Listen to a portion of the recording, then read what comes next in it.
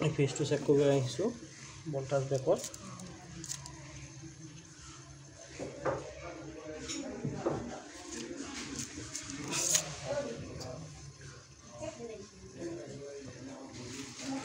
ক'তো পোৱা নাই R600 গেছৰ হয়।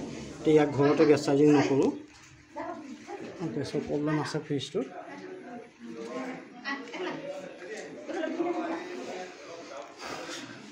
ইয়াৰ মডেলটো হৈছে ভল্টাছ বেকৰ ডাবল ডোৰ ফ্ৰিজ হয়।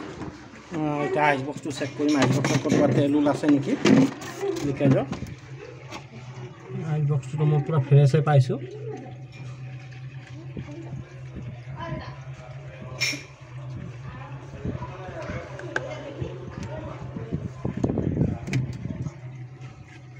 নিজৰটো অলপ তেল পোৱা গৈছে।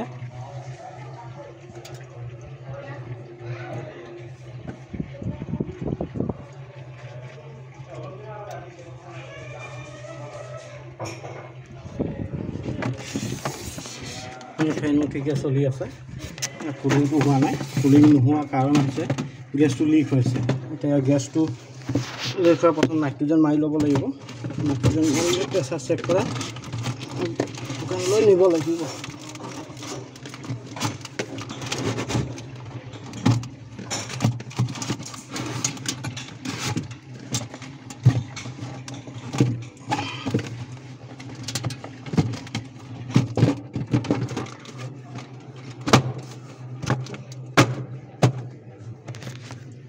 চেক কৰা হৈ গ'ল, ওপৰত উঠি আছে।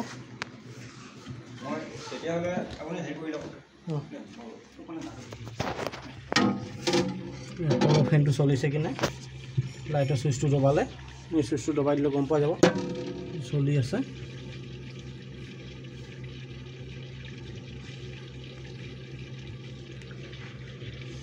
ধুনীয়াকৈ চলি আছে ফাংচন। কম্প্ৰেছাৰো চলি নাই। ফ্ৰিজটোত লিকেজ হৈছে।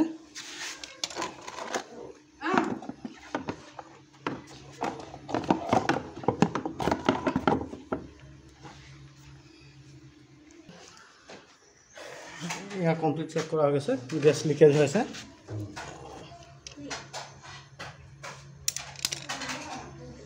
লিকেজ হোৱাৰ কাৰণে ইয়াত নহ'ব, পূৰা ডাইৰেক্ট তেলৰ চাউণ্ড হৈছে, অইল উঠি গৈছে।